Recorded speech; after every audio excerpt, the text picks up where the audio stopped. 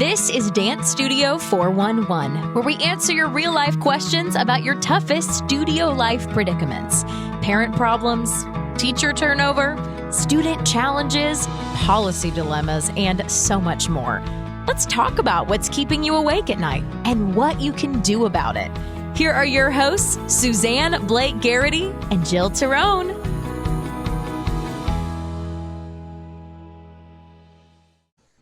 Welcome, everyone, to this episode of our Dance Studio 411 podcast. We are joined today by our very special guest, Matt Horner, and I'm excited for you to learn from Matt because he is not only just a really fun guy to learn from, but he has a wealth of knowledge and experience to share with you. And just a little background on Matt before we let him take over. I got to know Matt over the last couple of years through our work together on the Revolution family of brands. I'm going to tell you a little bit about that. But Matt, just so before I read your bio, just a little hello to everyone so they can hear your lovely accent. Hey, yeah, thanks for having me. It's awesome. Good. Well, so Matt Horner is the founder and CEO of Class Manager and Stage Stubs, software solutions built for the dance industry. Matt aims to stand out by providing solutions that are easy to use, outstanding value, and offer great support. Prior to founding Stage Stubs and Class Manager, Matt part-owned and spent 8 years as head of IT and e-commerce at International Dance Supplies, IDS, Europe's largest dancewear and costume company, which is now part of the Revolution family of brands. In Matt's early career, he worked as a Microsoft IT engineer provider solutions to small businesses. Combining his 10 years working in the dance industry with a lifetime of IT and software experience, his new companies feel like the perfect fit. His energy for the industry thrives from passionate studio owners who have passion for their business, which is why we have you here today, Matt. A little bit about your two programs, which we're really going to dive in here on Google, my business kind of support for studios. But yeah. I want everyone to know, I mean, you're a really smart guy. I mean, Class Manager, simple, affordable class admin software built in the cloud. It saves you hours of work every week with one-click invoicing, automatic payments, studio messaging system, online registration and enrollments, staff access, parent portal, and much more. A modern approach designed with a studio owner in mind. And we're going to link to this in the show notes, but for more information, please visit classmanager.com/US. And then a little bit about your Stage Stubs program, which Stage Stubs is the quickest and easiest way for studios to sell tickets online. Selling tickets is free and includes all the advanced features such as seating chart management. Backed by a great support team, Stage Stubs makes a quick choice for recital ticketing or even summer workshops and more. For more information, see stagestubs.com/US. So Matt, welcome. Thanks for being here. I'm excited about our topic today. Thank you. I'm glad you said all that. You said it much better than I would have.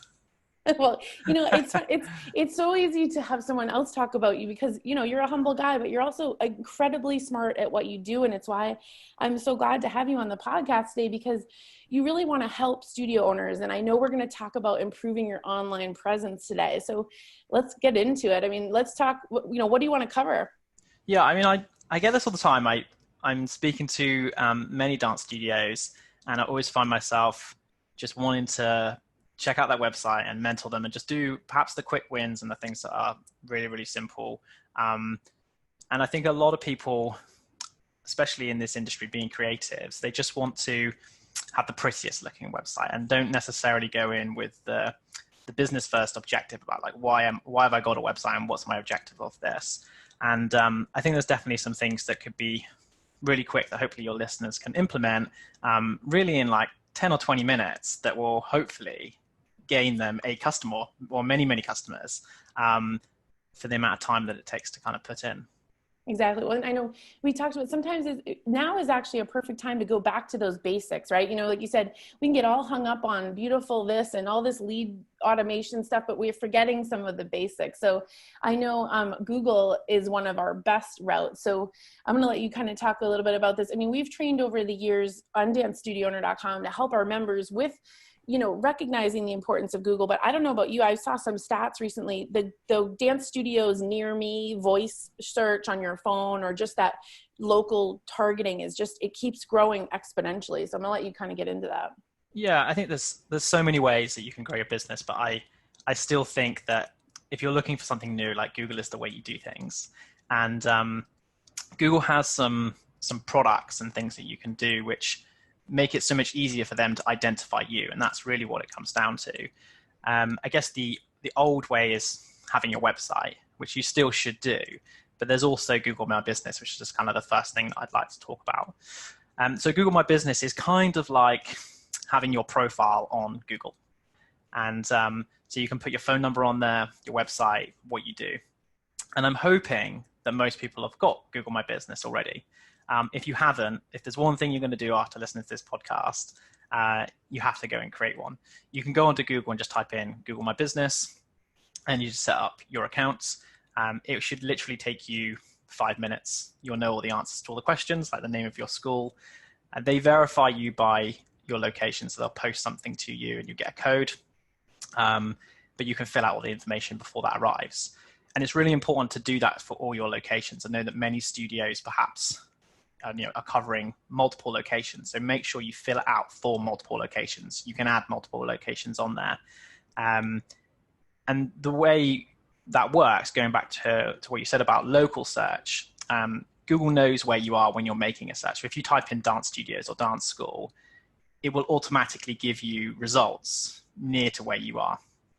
And it loves Google My Business because it's a relevant result. The same way as if you search for an Indian takeaway or even it's a dance studio, if you've got your business on there with your location and the services you provide, which is really important, you're going to come up at number one.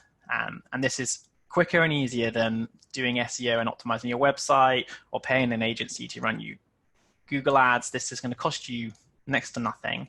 And it will take maybe a week or 2 weeks for them to post you the form. But after that, you'll be at number one or at the top of Google, which is kind of like, what a lot of businesses dream of.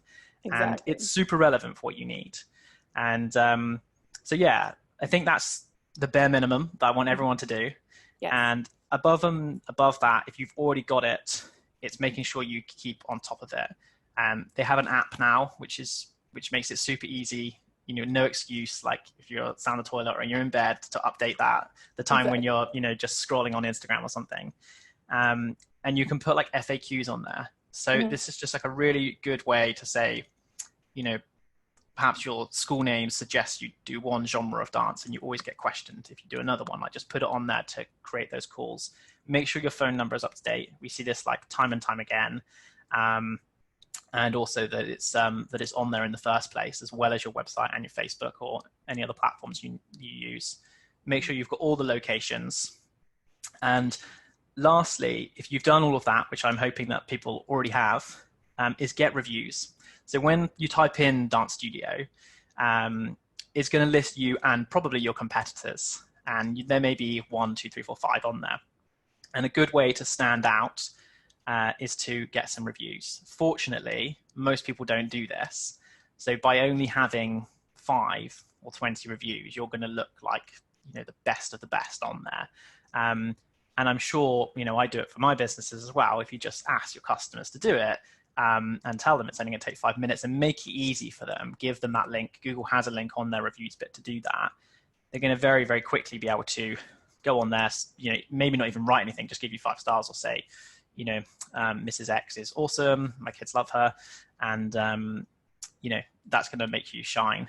And you bring up a great point. So the reviews are sort of the secret sauce of Google, which I love that you brought this up, because as studio owners and teachers, we struggle with this. It's really scary to ask for a review. You worry, what if they don't say the right thing? Or I think we have to remember that if we get an inbound email that's really kind, like, oh, we had a great performance, or we love it, and you could turn around back to that parent and say, hey, that was a really nice email you just sent. And reviews are sort of like the new word of mouth marketing that we need. Would you be so kind to, you don't even have to change it, just post that as a review? And the worst thing they can say is absolutely not. But you can also find that I bet they would be more than happy to do that. So I always tell people, Matt, like if you're stuck on who to ask for a review, go back to your inbox or even a comment on a social post. That could be a simple 5-star shout out from a parent. Yeah, absolutely. And I've done very similar things. That's exactly how I do it in my business. When we have a nice comment, it's like, that's awesome. Do you mind telling the world as well? And as well as that, we can also interact it that way. So you can, at the end of the term, you can message out and say, how was everything? And then the ones that are giving you those positive feedbacks, you can start that chain. And so I do think quantity is like awesome. Like if you have 50 solid reviews, people are going to have no doubt that you're providing a quality service. Exactly. And if you're listening to this podcast and you're like, oh gosh, I have one or I have none, the real wonderful homework that Matt and I want you to do is go out there and look through if you just did that today, besides claiming your listing, and start getting in the habit of the reviews, you will see it pay off. I've seen this happen. The Google calls it the 3-pack, where you end up on that local search. The reviews start to feed the little Google spiders. They love it. So the takeaway is that's our new currency. That's golden marketing that you can't really put a price tag on. So I'll let you, clearly, I'm excited about that, Matt, and I need to go update I'm taking on the FAQs section of my Google next. So carry on. And they also do like a content section. So if you've got like images or logos, I really always treat this kind of thing as your opportunity of real estate. So the more stuff that they allow you to put on there, just stick it on there. Because if it's pictures, reviews, phone numbers, etc., you're going to take up more space than the person underneath you, and that's just really going to help. And then there's a bonus points. You're also going to show up on Google Maps, so none of your parents have any excuse that they couldn't find like the directions to your studio, because it's going to come up with your name and a little pin on the maps as well, which is really cool. Yes, I know. We find that especially in areas where, people are coming, you have no idea how many new families are moving into your area. They don't know the corner market where to go if you tell them, but they're GPSing around town because they don't know their way. Just the simple, check your phone number, make sure your map pin is correct. These are little difference makers that really add up. Good, I like it. See, you're inspiring us to get in gear here, Matt. Awesome. Any other tips? We like your tips. Yeah, so I think for Google, that's like definitely the quick and easiest thing to do. And obviously, once you've got past that point, maybe they'll just phone you from there, but maybe they'll just go straight to your website. So the next thing is just making sure you get your website right. I think, like I said at the start, like dance industry, very creative. I visit a lot of websites that look super pretty, but perhaps aren't delivering on the things that they should be delivering on in terms of usability and driving the actions that you want them to drive. And I think one of the first things on there is like how you title your page. So excluding Google My Business, when Google searches for different websites, you'll notice on the Google results, it usually has like a title and then like a little small description underneath it. And this would be called like your meta title if you're using Wix or some similar platform like that. And it's a really good idea to not just have your business name. If people are searching for your business specifically, they probably know who you are, and they'll find you irregardless, because hopefully there's not going to be like more than 20 spotlight studios or something in a certain area, and they'll find you anyway. So having like the generic words in there, like dance studio, dance class, goes back a long time as kind of like bread and butter things you should be doing. So like if you will have like dance studios in Exeter, then when you're searching in that location, this will help things comes up. So just make it easy for Google to find who you are, what you do, and where. And that the location and the thing, it's really, really important. People are really good at putting their brand name in things, but not necessarily having the services they provide and the location just listed on their website. They think people assume that. So that's like my one thing I think would be really, really good for people to do. The second thing is like contact information. And I feel that I visit a lot of websites where people try to just provide the information on the website, and their idea is that they don't want people to then phone them because the website does the perfect job. And I think it couldn't be like any more the opposite to what you want. Stick your phone number at the top of the website. Make sure it's really, really obvious and easy to see. And tell people like, call this number, or like call to get your trial. So having some form of call to action is a really good thing. I don't know whether people like to do forms, like do your free registration role enroll online. But I quite like Call Us because it gives you the opportunity for you to then do the sales pitch. There's only so much your website can do for you, and pick up the phone, then you can finish that off. And then I think the other thing to consider there, which I see all the time, is that most people, if you have a web designer, probably sit down with their web designer and look at it on a computer. In reality, I would probably guess, based on our statistics on Stage Stubs and Class Manager, that more than 3/4 of your customers are viewing your website on a mobile phone. So it's really important that your phone number, for example, is still at the top on a mobile phone. Like a lot of designs will actually then put it in the footer, which is no good if the customer has to scroll the whole way down to that. And then to make sure that your obvious actions that you still want your customer to take are still there on mobile. So just think mobile first. And if this is getting a bit technical for you and you have like an agency looking after it, just check it on your own phone. And if it's not what you want it to look like, that's the one you should be basing your thoughts on and whether you like it, but opposed to the desktop version. Yeah, no, it's true. I mean, I think Facebook they rolled out their mobile first version. If everybody's been struggling with the desktop, it's definitely designed now to be mobile first, desktop second. And I mean, if you don't know if your site is mobile responsive or what you need to do, like you said, Matt, I mean, either you are using an editor, like we use WordPress for our studio site. I mean, a simple Google search will show you how to view your site on different even platforms, tablets and all that. I think it's, instead of getting overwhelmed by it, understand that a lot of big businesses are still trying to solve for mobile, but if it's the awareness behind how important this is, to put it as a priority list, if you haven't already done so, to make sure you're getting some answers. Because like you said, people are on their phones. That's what they're doing. And we just want to make sure you're easy to find and easy to call and contact. I like it. It's good. Yeah.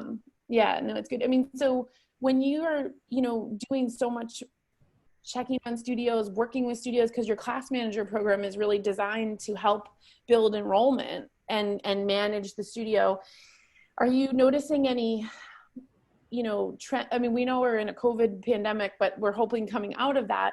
Have there been anything? I know what I've seen on my side of the studio is that it used to be we would drive all these trial class, come in and try a class. And now it's like, what do we do? And are there any trends you're seeing that are sort of like sneak peeks as the class manager side of things? Yeah, it's an interesting question. I think one trend good for business is that people are definitely have used this opportunity to do more things online. I think people are hungry to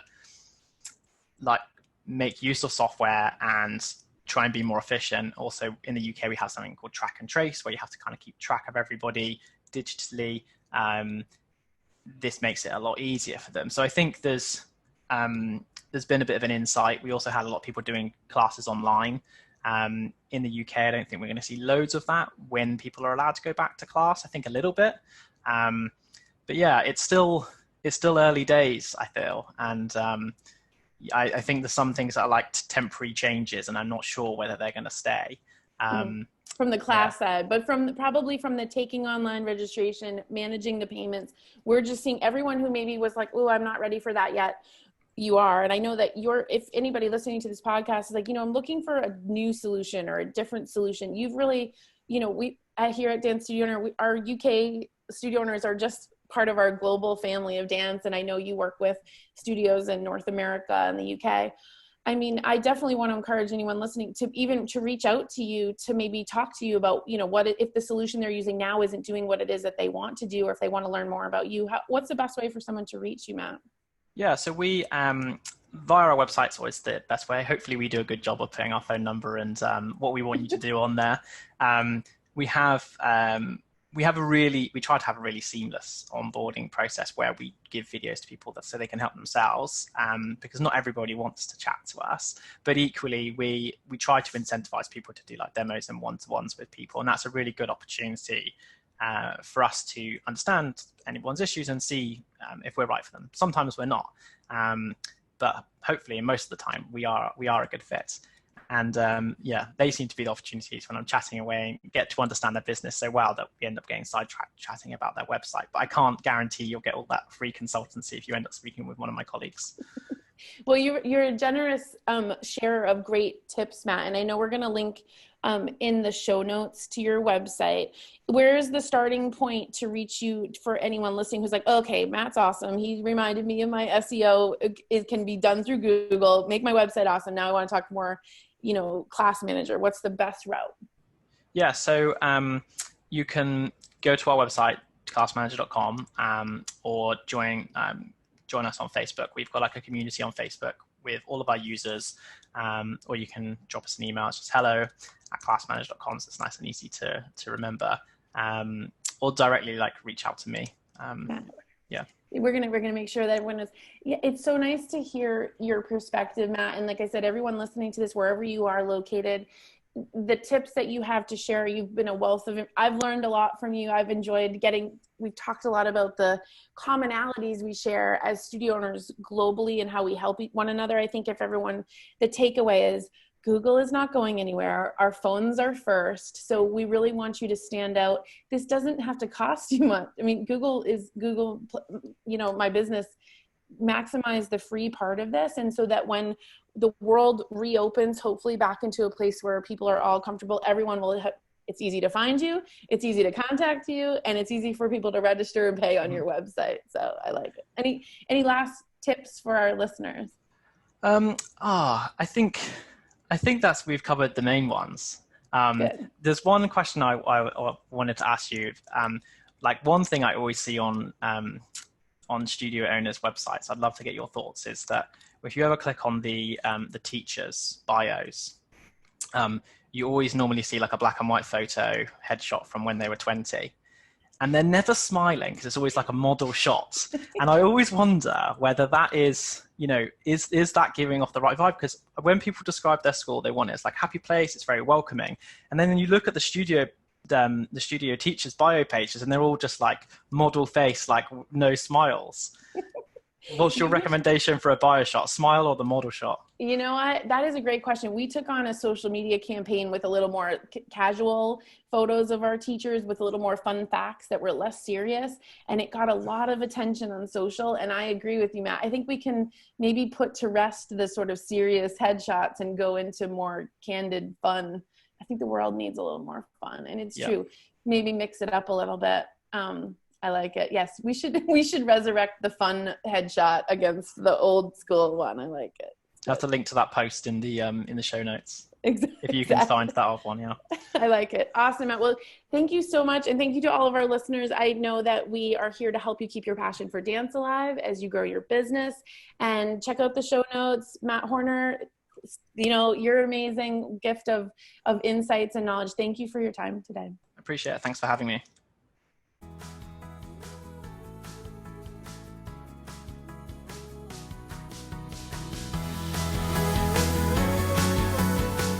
Thanks for listening to this episode of Dance Studio 411. Visit us online at dancestudio411.com for more great resources and to submit a question for a future episode. Our number one goal is to help you build a successful dance studio business and keep your passion for dance alive.